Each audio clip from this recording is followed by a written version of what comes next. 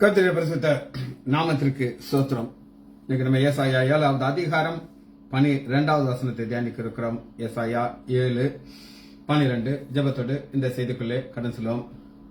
தோத்திரம் இயேசுநாதா, தோத்திரம் இயேசுநாதா, உமக்கென்றும் தோத்திரம் இயேசுநாதா, தோத்திரம் இயேசுநாதா, உமக்கென்றும் தோத்திரம் இயேசுநாதா, தோத்திரம் செய்கிறோம் நின்னடியார் திரு நாமத்து நாதரவேல், தோத்திரம் செய்கிறோம் நின்னடியார் திரு நாமத்து நாதரவேல்.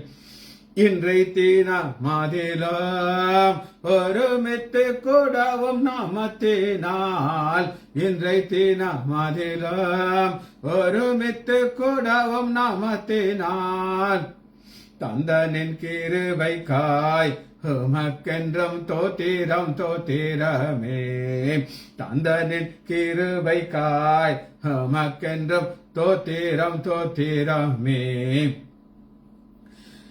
வானத்துத சேனைகள் மனோகர கீதங்களால் எப்போதும், வானத்துத சேனைகள் மனோகர கீதங்களால் எப்போதும், ஓய்வின்றி பாடி துதிக்க பெறும் மன்னவனே உமக்கு, ஓய்வின்றி பாடி துதிக்க பெறும் மன்னவனே உமக்கு. நீரல்லால் எங்களுக்கு பரலோகில் யாருண்டு ஜீவனாதா, நீரல்லால் எங்களுக்கு பரலோகில் யாருண்டு ஜீவனாதா, நீரே ஆன்றி ஈகத்தில் வேறொரு தேற்றமில்லை பரணி, நீரே ஆன்றி ஈகத்தில் வேறொரு தேற்றமில்லை பரணி. இயேசுவின் நாமத்தினாலே ஜெபங்கள் பிதாவே, ஆமென். கர்த்தருடைய பரிசுத்த நாமத்திற்கு ஸ்தோத்திரம். Leela praise the lord, Arokiyaraj brother praise the lord, Selvi teacher praise the lord, Kavitha sister praise the lord, Mariyal sister praise the lord. ஏசாயா 7வது அதிகாரம் 12வது வசனத்தை முதல் நான் உங்களுக்கு வசந்த வாசிக்கிறேன். ஆஹா சோ, நான் கேட்க மாட்டேன், நான் கர்த்தரை பரீட்சை செய்ய மாட்டேன் என்றார். கேட்க மாட்டேன், கேட்கிறதுக்கு இங்கிலீஷ்ல ஆஸ்க். ஆஸ்க்கு எபிரேய வார்த்தை சால், சால்,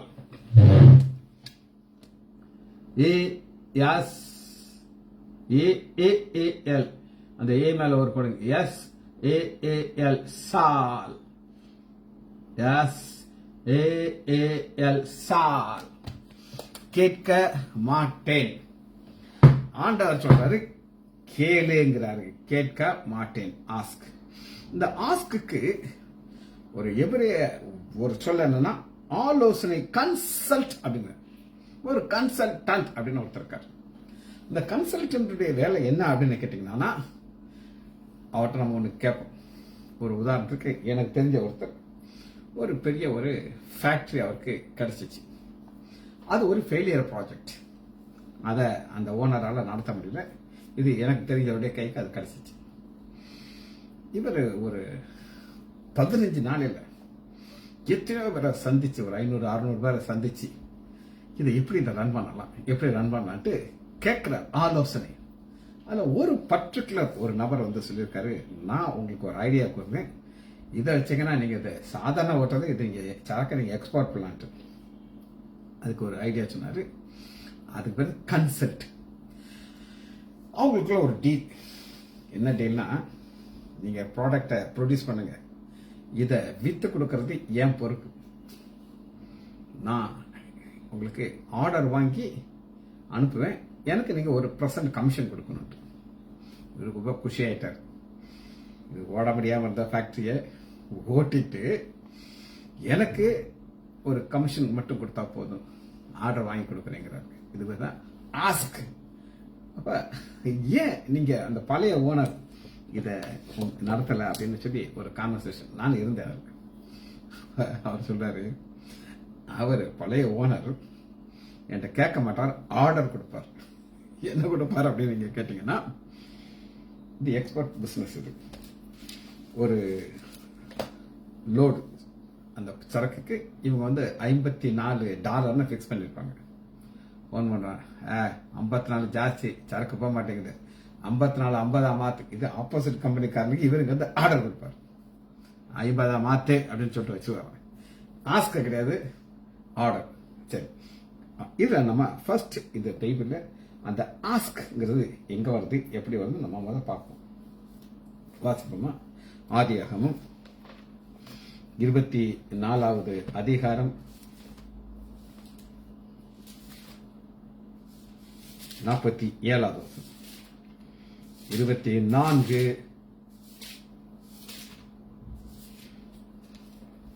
47. அப்பொழுது நீ யாருடைய மகள் என்று அவளை கேட்டான். ஆஸ்க் சால். அதற்கு அவள் என்ன சொல்றா அப்படின்னு கேட்டீங்கன்னா, நான் மிக்கால் நாகருக்கு பெற்ற குமாரனாகிய பெத்தேலுடைய மகள் என்றான். அப்பொழுது அவளுடைய காது தலை குனிந்து கர்த்தரை பணிந்து கொண்டு, நான் என் எஜமானுடைய சகோதரனுடைய குமாரத்தியை என்னை நேர்வழியாக கொண்டார். ஆஸ்க், இந்த கேள்வி இவர் கேட்டிருக்காட்டா, இந்த ரெபேக்கால் தான் மனவாட்டி யாருக்கு ஈசாக்குங்கிறது தெரியும். ஆஸ்க் கேட்டார், பதில் கிடைச்சிச்சு, திருமணம் நடந்துச்சு. முதல் முறையாக ஆஸ்க் எங்க அந்த கேள்வி வந்துச்சு அப்படின்னு கேட்டீங்கன்னா, இந்த ஆஸ்க் கேட்கறது யாருன்னா ஆண்டவர் கேட்கிறார், மனுஷங்க கேட்கல. ஆஸ்க் அந்த சால்ங்கிறது ஆதியாகமம் 3வது அதிகாரம் 9வது வசனத்தில், அப்பொழுது தேவனாய கர்த்தர் அவன் நீ எங்கே இருக்கிறாய் என்றார். ஆஸ்க் ஆண்டவருக்கு தெரியுமா? தெரியும். தெரிஞ்சாலும் அவர் ஒரு கேள்வியை கேட்கிறார். என்ன கேள்வியை கேட்கிறார் அப்படின்னு கேட்டீங்கன்னா, அந்த நேரத்தில் என்ன செய்து கொண்டிருக்கிறான் அப்படின்னு கேட்டீங்கன்னா, 7வது வசனம் பாருங்க. அப்பொழுது அவர்கள் இருவருடைய கண்கள் திறக்கப்பட்டது, அவர்கள் தங்கள் நிர்வாணிகள் என்று அறிந்து அத்தி இலையை தைத்து தங்கள் அரைச்சிருக்க.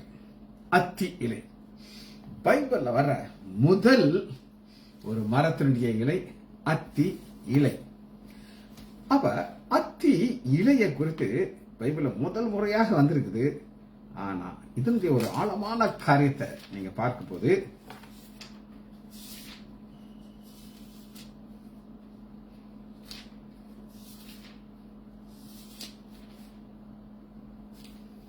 எடுத்துக்கொள்ளாமா?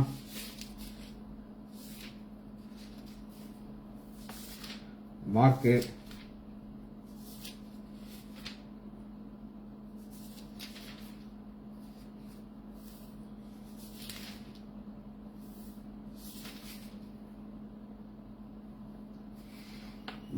11வது அதிகாரம் அத்தி மரம் 13. ஃபர்ஸ்ட் வந்த மரம் அத்தி மரம். இங்க ஆண்டவர் தேடுகிறார், கேட்க மாட்டேங்கிறார், தேடுகிறார். பாருங்க, மார்க்கு 11வது அதிகாரம் 13வது வசனம். அப்பொழுது இலைகள் உள்ள, நம்ம ஆதியாகமத்தில் பார்த்த இலைகள் உள்ள ஒரு அத்திமரத்தை தூரத்திலே கண்டு ஏதாவது கணக்கு பண்ண பார்க்கிறார். அத்தி பல காலம் இல்லாதபடினாலே அவர் அருந்துவது உனக்கு பிடிக்கல, காணவில்லை. சீஷர்கள் கேட்டார்கள் ஆஸ்க். ஆனா நடக்கிறது என்ன அப்படின்னு கேட்டீங்கன்னா, அது பட்டு போயிருந்தது வேரோடு. வேரோடு பட்டு போனதுடைய காரணம் என்ன அப்படின்னு கேட்டீங்கன்னா, 21 பேதுரு நினைவு கூர்ந்து அவரை நோக்கி, ரவி, இதோ நீர் சபித்த அத்திமரம் பட்டு போயிடுச்சு. அதற்கு தேவனிடத்துல விசுவாசம் இருக்கு. என்னங்க இதுக்கு அர்த்தம் அப்படின்னு நீங்க கேட்டீங்கன்னா, இவங்க பார்க்கிறாங்க. எதை பார்க்கறாங்க? வேரோடு பட்டு போயிருக்கிறத பார்த்த பிறகுதான் அதை அவங்க நம்புறாங்க. அந்த நோ நோ நோ நோ எப்ப தேவனுடைய வாயிலிருந்து ஒரு வார்த்தை வந்துச்சோ, அந்த ஆசீர்வாதமான வார்த்தைனா அது ஆசீர்வாதமா இருக்கும், இல்லைன்னா அது பட்டு போயிருக்கும் அப்படின்னு சொல்றாங்க. சரி, இது ஆஸ்க். வாசிப்போமா? நியாயாதிபதிகள் 5வது அதிகாரம்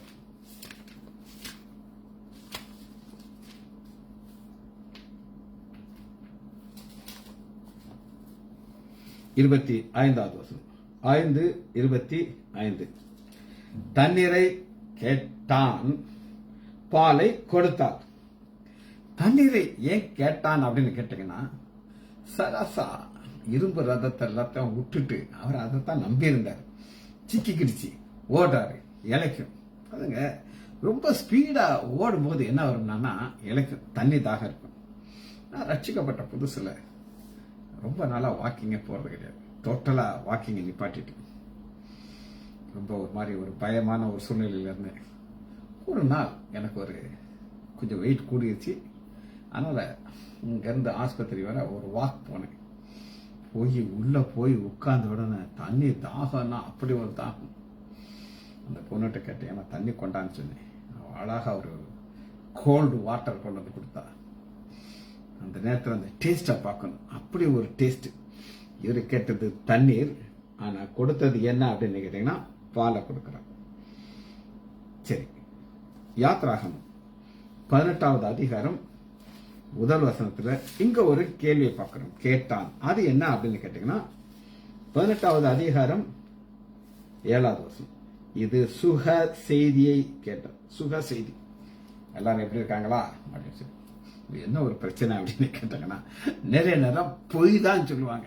ஒரு உதாரணத்துக்கு சொல்ல, ஒருத்தர் மனைவி சிக்கா இருக்காங்க. அவரு மருந்து கடையில மருந்து வாங்க போய்கிட்டு இருக்காரு. எதிர்த்து ஒரு ஃப்ரெண்டு கேட்கிறாரு, நீங்க எப்படி இருக்கீங்க? நல்லா இருக்கீங்க. வீட்டுல எல்லாரும் இருக்காங்க, நல்லா இருக்காங்க. வாய் கூசாம போய் சொல்லுவாங்க. இல்ல முடியல, நான் அந்த மருந்து சொல்ல மாட்டாங்க. ஆல் வெல் அப்படின்ட்டு போயிட்டே இருப்பாங்க. ஆனா இங்க எத்ரோ மோசையுடைய மாமனார் வந்து கேட்கிறார், சுக செய்தியை கேட்கிறார். சரி, முதல்ல உங்களுக்கு காமிச்சிட்டேன். அடுத்த வசனத்தை வாசிப்போம். 2வது வார்த்தைக்குள்ள நம்ம போகிறோம். ஏசாயா 7வது அதிகாரம் 12வது வசனம். ஆஹாசோ, நான் கேட்க மாட்டேன், கர்த்தரை பரீட்சை செய்ய மாட்டேன். அது இங்கிலீஷ்ல டெம்ப்ட். பரீட்சைங்கிறதுக்கு டெம்ப்ட் அப்படின்றது. இதுக்கு எபிரேய வார்த்தை இல்ல, அதனால கிரேக்க வார்த்தை கண்டுபிடிக்கும். வாசிப்போமா? டெம்ப்ட். பராசோ, பராசோ, PEIRA, பராசோ, ZO, பராசோ, டெம்ப்ட். பராசோ. இந்த பராசோங்கிறது என்ன அப்படின்னு அதுக்கு என்னன்னா ட்ரை, முயற்சி செய்து பார்க்கறது. முயற்சி செய்து பார்க்கறதுக்கு தான் என்ன பார்க்கறோம்னா டெம்ப்ட். அடுத்து அட்டெம்ப்ட். இது நான் சொன்னேன், எபிரேய வார்த்தை இருந்தானா பழைய ஏற்பாட்டில் மெயினா இருக்கும். இது கிரேக்க வார்த்தை, புதிய ஏற்பாட்டில் பார்க்கிறோம். மத்தேயு 4வது அதிகாரம் 7வது வசனம். அதற்கு இயேசு, உன் தேவனாய கர்த்தரை பரீட்சை பாராதிருப்பாயாக. பரீட்சை, டெம்ப்ட், விசுவாசிக்கணும். இந்த டெம்ப்ட்ங்கிற வார்த்தை கிறிஸ்தவ வாழ்க்கைக்குள்ள வரவே கூடாது. சரி, இத இன்னொரு வார்த்தை நம்ம பார்க்க போயிடும். எபிரேயர் 2வது அதிகாரம் 8வது வசனம். 2:18. ஆனபடியாலே அவர் தாமே சோதிக்கப்பட்டு. அந்த டெம்ப்ட்க்கு இன்னொரு வார்த்தை சோதிக்கப்படுறது.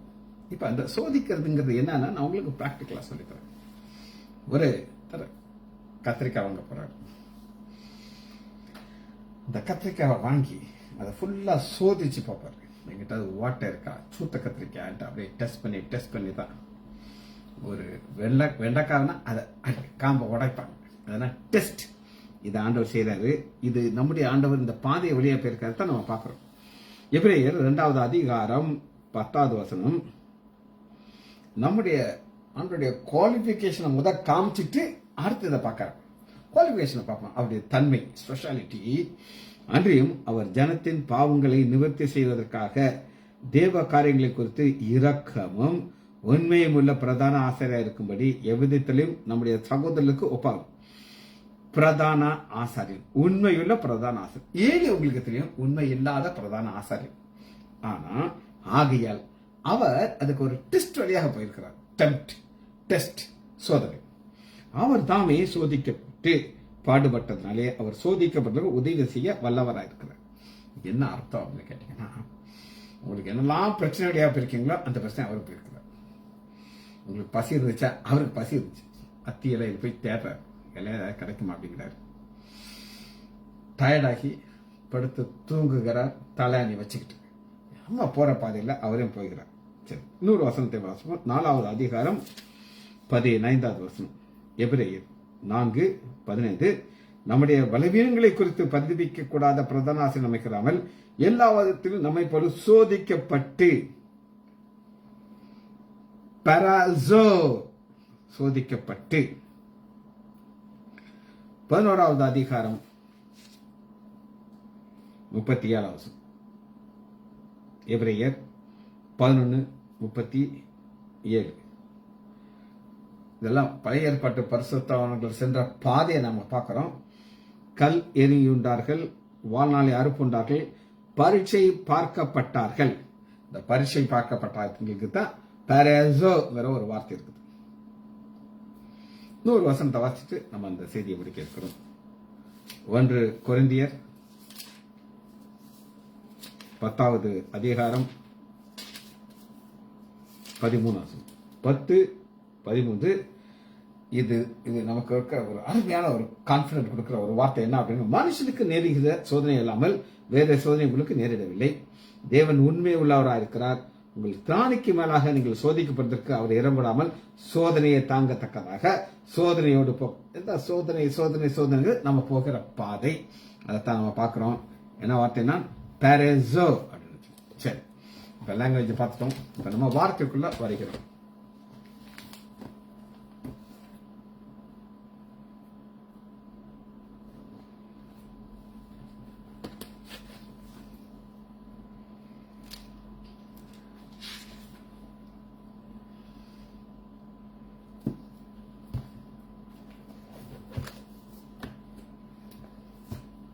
ஏழாவது அதிகாரம் 12வது வசனத்துல பரீட்சை பார்க்க மாட்டேன், கேட்க மாட்டேன். சரி, இது நம்ம புரிந்து கொள்வதற்கு ஃபர்ஸ்ட் ஒருத்தரை பத்தி பார்க்க போறோம். ஆதியாகமம் 32வது அதிகாரம்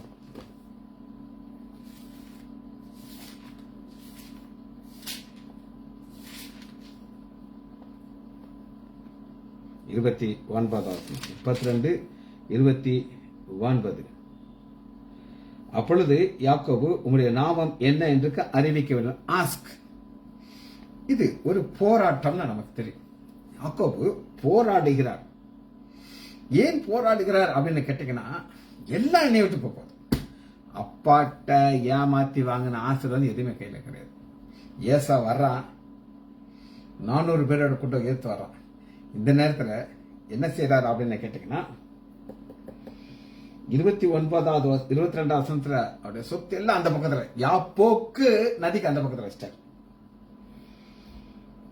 யாப்போக்கு என்கிற ஆற்றின் துறையை கடந்தான். அவர்களை சேர்ந்து ஆற்றை கடக்க பண்ணி தனக்கு உண்டான யாவையும் அக்கறைப்படுத்தினான். பின்பு யாக்கோபு பிந்தி தனித்து இருந்தார். இதாங்க சிங்கிள் மேன். ஆண்டவர் நம்மகிட்ட எதிர்பார்க்கிற ஏதோ ஒரு காரியங்க. நம்மகிட்ட இருக்கிற பிளஸ் எல்லாம் அவர் பிடிக்கிறார். இதெல்லாம் உங்களுக்கு பெருமை நினைச்சிட்டு இருக்கீங்களோ அதெல்லாம் தெரிஞ்சு கையில இருந்து எடுத்துருவார். ஏன்னா இதுதான் உனக்கு பெருசா தெரியும். பிந்தி தனித்திருந்தான். அப்பொழுது ஒரு புருஷன் பொழுது விடியும் அளவு அவனோடு போராடி அவனை மேற்கொள்ளாததை கண்டு அவனுடைய தொடை சென்று இந்த நேரத்தில் அவர் கேட்கிறாரு, நீர் என்னை ஆசீர்வதித்தால் உள்ளே போடும் ஆசீர்வாதம். இப்பதான் யாக்கோபுக்கு தெரியுது, அண்ணன் வந்தா எல்லாம் சேர்ந்து போயிடும். அப்ப அவன் கேட்கிறார், உன்னுடைய பெயர் என்ன? யாக்கோபு, உன்னுடைய நாமம் என்ன? ஆஸ்க். கேட்டார். கேட்டனால அவர் என்ன சொல்கிறார் அப்படின்னு கேட்டீங்கன்னா, என்னுடைய நாமம் அதிசயம். புரியுது உங்களுக்கு? ஆண்டவருடைய ஒரு பெரிய பாதை என்ன அப்படின்னு கேட்டீங்கன்னா, என் நாமத்தை ஆசீர்வதிக்கிறார். சரி, இது ஃபர்ஸ்ட் கேட்கிறது. ரெண்டாவது கேட்கறத நம்ம பார்க்க போறோம். ஆதியாகமம் 34வது அதிகாரம்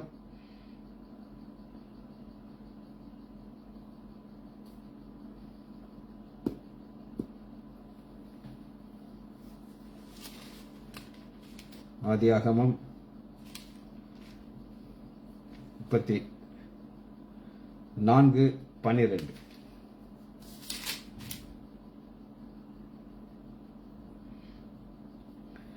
பரிசம் வெகுமதி நீங்கள் எவ்வளவு கேட்டாலும் உங்கள் சொற்படி தெரியும். அந்த பெண் மாத்திரம் எனக்கு வேண்டும். ஃபர்ஸ்ட் நாமத்தை கேட்கறத பார்த்தோம். இப்போ ஒரு பொம்பளை பிள்ளை எனக்கு வேணுங்க.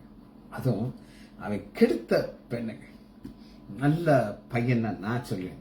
அதுங்க நல்ல பையனா கெட்ட பையனாங்கிறது நமக்கு கிடையாது. அவன் தப்பு பண்ணியிருக்கான். ஆனா அவன் தவறு செய்ததுக்கு அப்புறமும் நீங்க என்ன வேணாலும் கேளுங்க. பரிசம் வெகுமதி எவ்வளவு கேட்டாலும் கொடுப்பேன். அந்த பெண்ணை மாத்திரம் எனக்கு கேட்கிறேன். ஆனா இவங்க செஞ்ச தவறை குறித்து நம்ம டிஸ்கஸ் பண்ண போறதில்ல. கேட்டான், பெண்ணை கேட்டான். ஆனா வாழ்க்கையில மரணம் வந்துருச்சு. இரண்டாவது கேட்கறத நான் உங்களுக்கு காமிச்சேன். பெண். அடுத்து யாத்ராகமம் 11வது அதிகாரம் 2வது வசனத்துல ஆண்டவர் சொல்றாரு, நீ பெண்ணை கேட்டு கொடுக்கல, அடுத்து பொன். பெண்ணுக்கு அப்புறம் பொன். ஆதியாகமம் 3வது அதிகாரம், யாத்ராகமம் 3வது அதிகாரம் 22வது.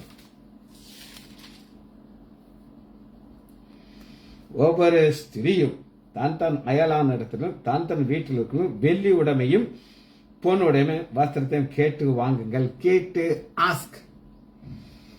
இவர் சொல்றாரு, நான் கேட்க மாட்டேங்கிறாரு. ஆனா கேட்டு கிடைக்கிற ஆசீர்வாதம் இதெல்லாம். இது எப்படி அவங்களுக்கு கிடைச்சது அப்படின்னு கேட்டீங்கன்னா 12வது அதிகாரம் 35வது வசனம். 12:35. மோசே சொல்லியிருக்கிறபடி இஸ்ரேல் ஜனங்கள் எகிப்திலே வெள்ளி உடைமையும் பொன்னுடைமை வஸ்திரத்தினையும் கேட்டார்கள். கர்த்தர் ஜனங்களுக்கு எகிப்தியர் கண்களை தயவு கிடைக்கும் செய்தார். அது கொள்ளையிட்டார்கள்.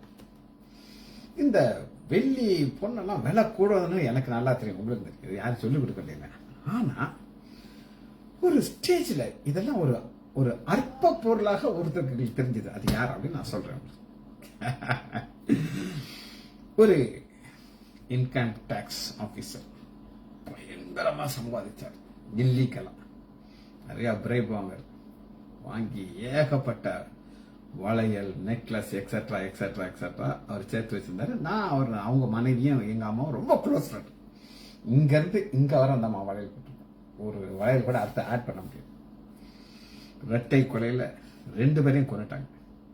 மனைவியையும் கொண்டாங்க, அந்த இன்கம் டாக்ஸ் ஆஃபீஸரையும் கொண்டுட்டாங்க. அடுத்த நாள் என்னைய கூப்பிட்டு வராங்க. நான் இன்வால்வ் ஆயிட்டேன். வந்து அந்த நகையெல்லாம் அடுக்கி வச்சிருக்காங்க. ஒரு மினி நகை கடை பார்த்தீங்கன்னா அந்த மாதிரி இருந்துச்சு. ஆனா ஒரு குண்டூசி அளவு தங்கத்தை கூட அவன் தூக்கிட்டு போற. வந்தது வேற நோக்கம். அது என்னன்னா யாருக்கும் தெரியாது. அந்த நகை கிடையாது.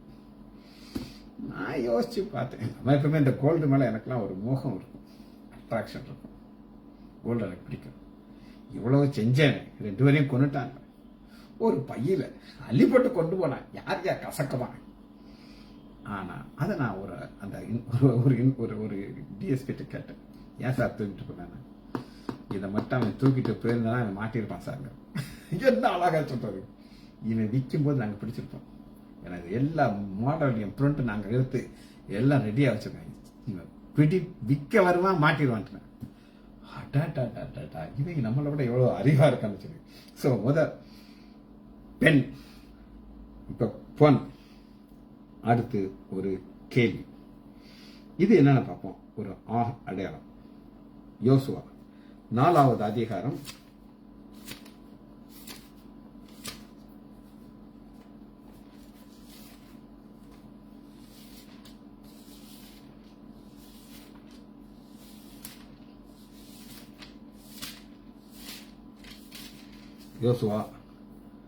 4வது அதிகாரம் 6வது வசனம். நாளை இந்த கற்கள் என்னென்று உங்கள் பிள்ளைகள் உங்களை கேட்கும் போது ஆஸ்க். இவங்க ஒரு பாதையில் வராங்க, ஒரு கடந்து வர்றாங்க. 12 கற்களை வைக்க சொல்றாங்க. அப்பொழுது ஆகையால் இந்த கற்கள் இஸ்ரேல் புத்திரர்கள் நினைப்பூட்டும்படி அடையாளம் என்று சொல்றாங்க. நாங்க சென்ற பாதைக்கு 12 கற்கள் ஒரு அடையாளமாக இருக்குது. இது அடையாளம். 5வதாக ஆஸ்க். யோசுவா 15வது அதிகாரம் வயலை கேட்குதுன்னு ஒரு பொண்ணு. 15வது அதிகாரம் 19வது வசனம். அப்பொழுது அச்சால் 16வது வசனம், என் குமார்த்தியாகிய அச்சால். இந்த அச்சால் என்ன கேட்கிறா அப்படின்னு கேட்டீங்கன்னா, அவள் கணவனோட கல்யாணத்துக்கு கிளம்பியாச்சு. எஸ் 10 வருஷம் கூட தான் இருக்கு நான் ரட்சிக்கப்பட்ட புதுசுல. அவள் புறப்படுகையிலே என் தகப்பனிடத்திலிருந்து ஒரு வயல் வெளியை கேட்க வேண்டும் என்று உத்தரவு கொண்டு இறங்குறான். அப்ப கேட்கிறா, எனக்கு ஒரு ஆசீர்வாதத்தை தரணும், வறட்சியான நிலையத்தை தந்தீர், நீர்ப்பாசனத்தை எனக்கு நீர்ப்பாசன லாண்டத்தையும் அது பிளஸ் கேட்டு வாங்கி கேட்டான். ஒன் அது பெண், ஒன் ஒரு கேள்வி, இப்ப வயல்வெளி. நியாயாதிபதிகள் 18வது அதிகாரம் 5வது வசனம். 18:5, அப்பொழுது அவர்கள் அவனை நோக்கி, எங்கள் பிரயாணம் அனுகூலமாக முடியுமா என்று நாங்கள் அறியும்படிக்கு தேவனிடத்திலே கேள். ஒரு குறிசவட்ட போய் கேட்கிறான். அதற்கு அந்த ஆசாரியன், சமாதானமாக பொங்கல், உங்கள் பிரயாணம் கர்த்தருக்கு ஏற்றது. இன்னைக்கு இதான் ரொம்ப ஃபேமஸாக நடக்குது, குறி சொல்ற காரியம். ஊழியக்கார்ட்ட போய் நிறைய கேள்விகள் கேட்கணும். எங்கிட்ட ஒரு அம்மா வந்து கேட்டுச்சு, சார் நீங்க ஜெபம் பண்ணி சொல்லுங்க சார், இது எப்படி சார் முடியும்னு சொல்லி. எனக்கு தெரியாதுமா, என்னை ஆண்டவர் ஒரு பாதையில கொண்டு போறாரு, தப்பு செஞ்சா எல்லாம் அடி கொடுப்பாரு, கரெக்ட் பண்ணிட்டாரு, போய்கிட்டே இருக்கிறேன் நான். ஆனா உங்க பிரச்சனைக்கு நீங்க தான் ஆண்டவர்கிட்ட கேட்கணும், அவர் தான் உங்களுக்கு பதில் சொல்லுவார். எனக்கு இந்த சம்பந்தமே கிடையாது, ஓடியே போயிட்டு. சரி, கடைசியா ஒரு காரியத்தை கேட்கறது என்ன அப்படின்னு கேட்போம். 1 சாமுவேல் 12வது அதிகாரம் 18வது வசனம். 1 சாமுவேல் 12:18. சாமுவேல் கர்த்தரை நோக்கி விண்ணப்பம் பண்ணினான். கர்த்தர்ட்ட கேட்கிறான், ஆண்டவரே ஒரு அடையாளத்தை காட்டுங்க ஆண்டவரே. 17 உங்களுக்கு வாசிக்கிறேன். நீங்கள் கண்டு உணரும்படிக்கு நான் கர்த்தரை நோக்கி விண்ணப்பம் பண்ணுவேன், அப்பொழுது இடி முழக்கங்களையும் மழையும் கட்டளையிடுவார் என்று சொல்லிட்டு ஆண்டவர்கிட்ட கேட்கிறாரு பாருங்க. சாமுவேல் கர்த்தரை நோக்கி விண்ணப்பம் பண்ணினான், அன்றைய தினமே கர்த்தர் இடி முழக்கங்களையும் மழையும் கட்டளையிட்டார். அப்பொழுது ஜனங்கள் எல்லாரும் கர்த்தருக்கும் சாமுவேலுக்கும் மிகவும் பயந்து.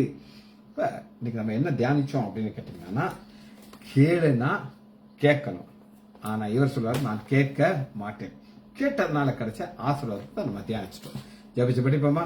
மகா இரக்கமாம் கரவேமல்ல பிதாவே, உம்மை துதிக்கிறோம் ஐயா. ஆஸ்க் காரியத்தை நாங்கள் தியானித்தோம் ஐயா, பரீட்சைங்கிற காரியத்தை நாங்கள் தியானித்தோம் ஐயா. பிள்ளைகள் ஒவ்வொருவரையும் என் ஆண்டவராகிய இயேசு கிறிஸ்துவின் நாமத்தினாலே ஆசீர்வதிக்கிறேன். இயேசுவின் நாமத்தினால் ஜெபங்கள் பிதாவே. ஆமேன், ஆமேன், ஆமேன்.